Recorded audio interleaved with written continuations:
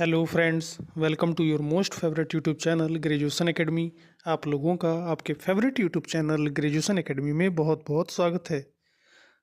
आज के इस वीडियो में हम चर्चा करेंगे BA fifth semester English literature ENG 303 fiction 1 के मोस्ट इम्पॉर्टेंट MCQs के बारे में। ये वीडियो ENG 303 के MCQs के सीरीज का सेकंड पार्ट है, जिसमें क्वेश्चन नंबर 31 से 65 तक दिए गए हैं। तो आइए टाइम न गंवाते हुए हम लोग क्वेश्चन स्टार्ट करते हैं। क्वेश्चन नंबर 31 है, ए फ्लैट कैरेक्टर इज। चार ऑप्शंस हैं। ऑप्शन ए है character carrying a single quality. Option B है character without heroic quality. Option C है character who is dead in the end. और option D है character who has flat nose. तो इसका correct answer हो जाएगा option A, character carrying a single quality. Question बड़े ध्यान से देखिएगा क्योंकि एग्ज़ाम के लिए बहुत ही इम्पोर्टेंट है। आइए नेक्स्ट क्वेश्चन देखते हैं। Charles Dickens was born in. Charles Dickens का जन्म कब हुआ था? चार ऑप्शंस हैं। 1811, 1812, 1813 या फिर 1814। तो इसका करेक्ट ऑप्शन होगा ऑप्शन बी, 1812। नेक्स्ट क्वेश्चन है, who was Dickens father. Charles Dickens के पिता का नाम क्या था? चार ऑप्शंस हैं। Robert Dickens, John Dickens, Charles Dickens senior या फिर जॉन डेविड। तो इसका करेक्ट आंसर होगा B, John Dickens. Who has written life and adventures of Nicholas Nickleby. चार ऑप्शंस हैं। Thomas Hardy, Henry Fielding, Charles Dickens या फिर जोनाथन स्विफ्ट। तो इसका करेक्ट आंसर होगा C, Charles Dickens. Question number 35 है, which among the following is written by Charles Dickens. निम्नलिखित में से कौन सा चार्ल्स डिकेंस के द्वारा लिखा गया है? चार ऑप्शंस हैं। To the lighthouse, David Copperfield, Tess या फिर एम्मा। तो इसका करेक्ट आंसर हो जाएगा B, David Copperfield. Which among the following is not written by Charles Dickens. निम्नलिखित में से कौन सा चार्ल्स डिकेंस के द्वारा नहीं लिखा गया है? चार ऑप्शंस हैं। Pride and prejudice, a tell of to cities, great expectations या फिर डेविड कॉपरफील्ड। तो इसका करेक्ट आंसर होगा option A, pride and prejudice, क्योंकि pride and prejudice Jane Austen के द्वारा लिखा गया है और बाकी के जो तीन नॉवेल्स हैं वो चार्ल्स डिकेंस के द्वारा लिखे गए हैं। क्वेश्चन नंबर 37 है, the literary carrier of Charles Dickens has been divided into. चार ऑप्शंस हैं। 5 पीरियड, 4 पीरियड, 6 पीरियड या फिर 3 period.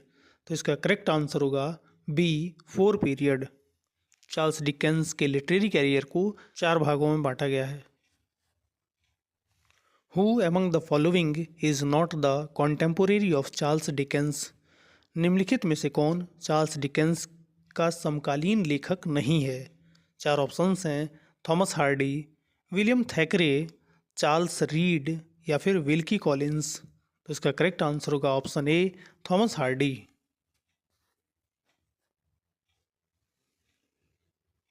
William Golding awarded Nobel prize for. William Golding को जो नोबल प्राइज मिला था वो उनके किस बुक के लिए मिला हुआ था? तो चार ऑप्शंस हैं। Pincher Martin, Lord of the Flies, the Sapphire या फिर नन ऑफ दीज। तो इसका करेक्ट आंसर है B, Lord of the Flies. Question number 40 है, which work among the following is not written by William Golding. निम्नलिखित में से कौन सा विलियम गोल्डिंग के द्वारा नहीं लिखा गया है? चार ऑप्शंस हैं। Lord of the Flies, the Sapphire, A tell of to Cities या फिर पिंचर मार्टिन। तो इसका करेक्ट आंसर है C, A tell of to Cities. Question number 41 है, Lord of the Flies was published in. Lord of the Flies कब प्रकाशित हुआ था? चार ऑप्शंस हैं। 1952, 1953, 1954 या फिर 1955। तो इसका करेक्ट आंसर है सी 1954, 1954। विलियम गोल्डिंग बिलोंग्स टू, बहुत इंपॉर्टेंट क्वेश्चन है ये। चार ऑप्शंस हैं। विलियम गोल्डिंग किस सेंचुरी से बिलोंग करते हैं? चार ऑप्शंस हैं। 19th century, 18th century, 20th century या फिर 17th सेंचुरी। तो इसका करेक्ट आंसर है सी 20th सेंचुरी। विलियम गोल्डिंग 20वीं शताब्दी के लेखक हैं। William Golding was born in, William Golding का जन्म कब हुआ था? चार ऑप्शंस हैं। 1910, 1911, 1912 या फिर 1913। तो इसका करेक्ट आंसर होगा B 1911।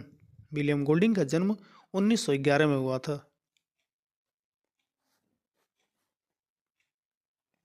Who has been described as a religious poet who writes novel?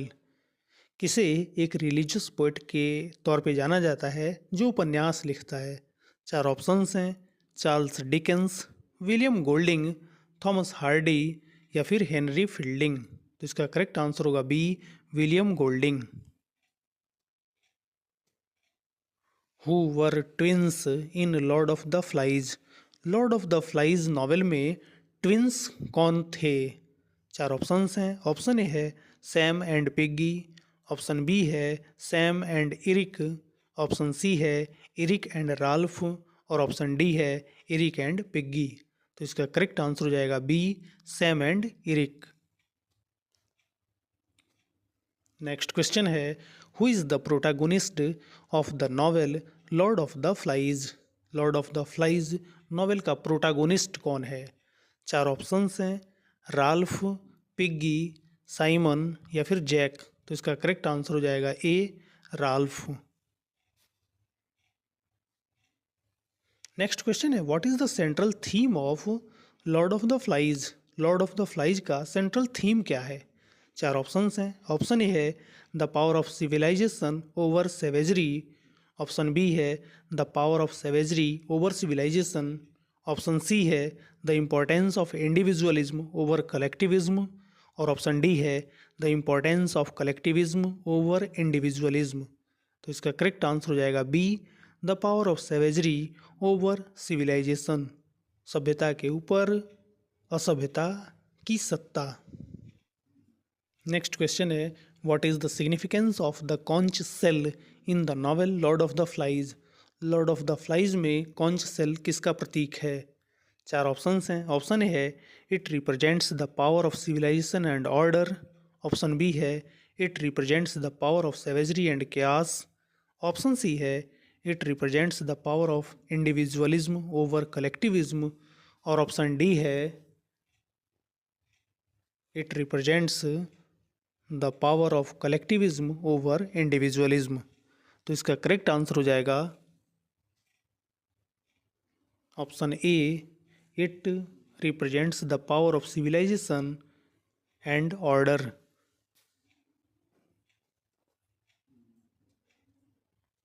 Question number 49 है what is the name of the character who discovered the truth about the beast on the island? चार options हैं। Option A है Ralph, option B है piggy, option C है Jack और option D है Simon. तो इसका करेक्ट आंसर हो जाएगा D Simon. What is the name of the naval officer who rescues the boys in Lord of the Flies, Lord of the flies उपन्यास में उस नेवल ऑफिसर का नाम क्या है जो बच्चों को रेस्क्यू करता है? चार ऑप्शंस हैं। Admiral Nelson, Captain Cook, Lieutenant Johnson या फिर कमांडर स्कॉट। तो इसका करेक्ट आंसर है C Lieutenant Johnson. What does the Lord of the Flies symbolize in the novel? Lord of the flies उपन्यास में किसका प्रतीक है? चार ऑप्शंस हैं। ऑप्शन ए है the power of civilisation and order, option B है the power of savagery and chaos, option C है the power of reason and intellect, और ऑप्शन डी है the power of nature and the elements. तो इसका correct answer हो जाएगा B, the power of savagery and chaos. What is the name of the island where the boys are stranded in Lord of the Flies? Lord of the flies उपन्यास में उस Iceland का नाम क्या है जहाँ पे बच्चे भटकते हैं? चार ऑप्शंस हैं, Treasure Island, Coral Island, Skull Island या फिर पैराडाइज आइसलैंड। तो इसका करेक्ट आंसर होगा B, Coral Island. Question number 53 है, what is the name of the character who tried to maintain order and civilisation on the island? चार options हैं, Ralph, Piggy, Simon या फिर जैक। तो इसका करेक्ट आंसर हो जाएगा A, Ralph. How does the children make fire on the island? बच्चे Iceland पर कैसे आग जलाते हैं? चार ऑप्शंस हैं, थ्रो ए मैच, माचिस से, थ्रो स्टोन्स, पत्थर से, थ्रो पिगीज ग्लास, पिगी के चश्मे से, या फिर नन ऑफ द अबव, इनमें से कोई नहीं। तो इसका करेक्ट आंसर होगा C, throw Piggy's glass. A regional novel is, regional novel कहा जाता है। चार ऑप्शंस हैं, a single novel of a regional language, option B है one of a series of the novels of one regional setting, option C है a novel written in a regional language, और option D है a novel of an ancient region. तो इसका correct answer होगा B, one of a series of the novels of one regional setting.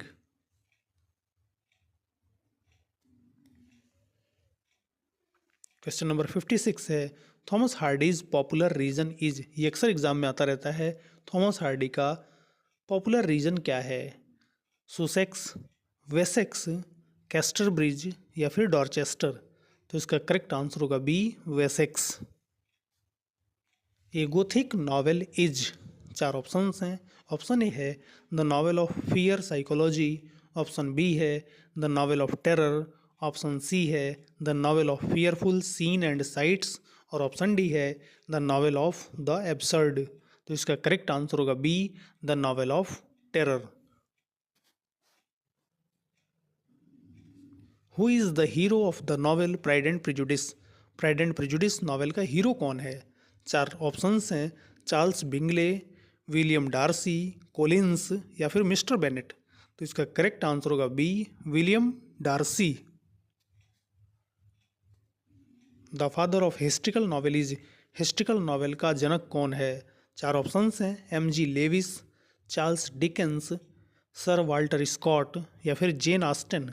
तो इसका correct answer होगा C, Sir Walter Scott. Next question है, a picaresque novel deals with, चार options हैं, the noble man, rogues, both A and B या फिर none of the above. तो इसका करेक्ट आंसर होगा बी, रॉग्स। रॉग्स का मतलब होता है बदमाश। आइए नेक्स्ट क्वेश्चन देखें। In a picaresque novel the novelist, चार ऑप्शंस हैं, introduces a variety of character and incidents, option C है satirises corruption and hypocrisy of a whole society, option C है बोथ ए एंड बी, और option D है none of the above. तो इसका correct answer होगा C, both A and B. Who is the first writer of gothic novel? Gothic novel का पहला लेखक कौन है? सबसे पहले गोथिक नॉवल किसने लिखा? चार ऑप्शंस हैं, Horace Walpole, William Golding, William Shakespeare या फिर चार्ल्स डिकेंस। तो इसका करेक्ट आंसर है ऑप्शन ए, होरेस वालपोल।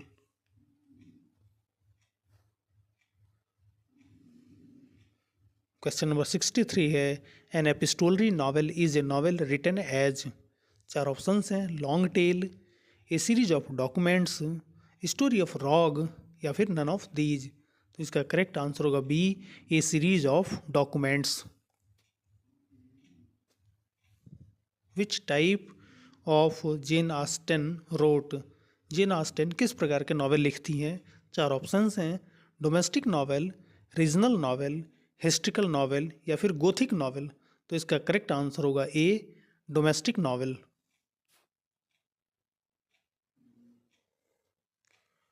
और ये इस सीरीज का लास्ट क्वेश्चन है, mister Colin proposed. Mister Collins ने किसको प्रपोज किया था? चार ऑप्शंस हैं, एलिजाबेथ, किट्टी, लीडिया या फिर जेन। तो इसका करेक्ट आंसर होगा ऑप्शन ए, एलिजाबेथ। तो ऐसे ही अपडेट्स पाने के लिए कृपया मेरे चैनल से जुड़े रहें, और अगर आपने अभी तक मेरे चैनल को सब्सक्राइब नहीं किया है तो सब्सक्राइब ज़रूर कर लें। वीडियो पसंद आए तो लाइक और शेयर ज़रूर करें। धन्यवाद।